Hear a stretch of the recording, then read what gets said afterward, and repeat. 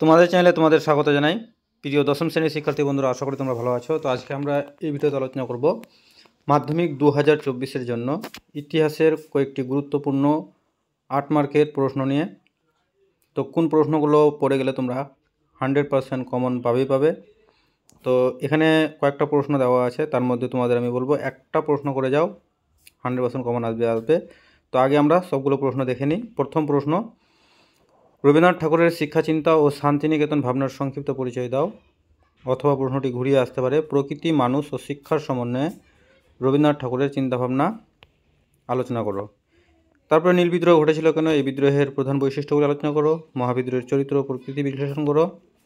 ভারত ছাড়ো আন্দোলনের শ্রমিকদের ভূমিকা বিশ্লেষণ করো। ওয়ার্কার্স অ্যান্ড পেজেন্টস পার্টি সম্বন্ধে একটি সংক্ষিপ্ত টিকা লেখো। সশস্ত্র বিপ্লবী আন্দোলনে নারীদের ভূমিকা বিশ্লেষণ করো। লেখায় রেখায় জাতীয়তাবাদের বিকাশ কীভাবে হয়েছিল সংক্ষেপে আলোচনা করো। তারপরে দেখো, শিক্ষা বিস্তারে প্রাচ্যবাদী ও পাশ্চাত্যবাদী বিতর্ক কি, উচ্চশিক্ষার বিকাশে কলকাতা বিশ্ববিদ্যালয়ের ভূমিকা আলোচনা করো। তো এই 7টি প্রশ্নের মধ্যে তোমাদের মোস্ট ইম্পর্ট্যান্ট প্রশ্ন আমি করে যেতে বলবো। এই 7 নম্বর প্রশ্নটা খুবই গুরুত্বপূর্ণ। আরেকটি বলবো তোমাদের, তোমরা এই যে 3 নম্বর প্রশ্নটা, এই যে মহাবিদ্রোহের চরিত্র ও প্রকৃতি বিশ্লেষণ করো, এই দুটি প্রশ্নের মধ্যে তোমরা কিন্তু এবার একটা কমন পাবে। এছাড়াও তোমরা সবগুলো প্রশ্ন রেডি করে নিয়ে গেলে সবচেয়ে ভালো হয়। তো প্রিয় শিক্ষার্থী বন্ধুরা, ভিডিওটি ছিল এই পর্যন্তই। ধন্যবাদ।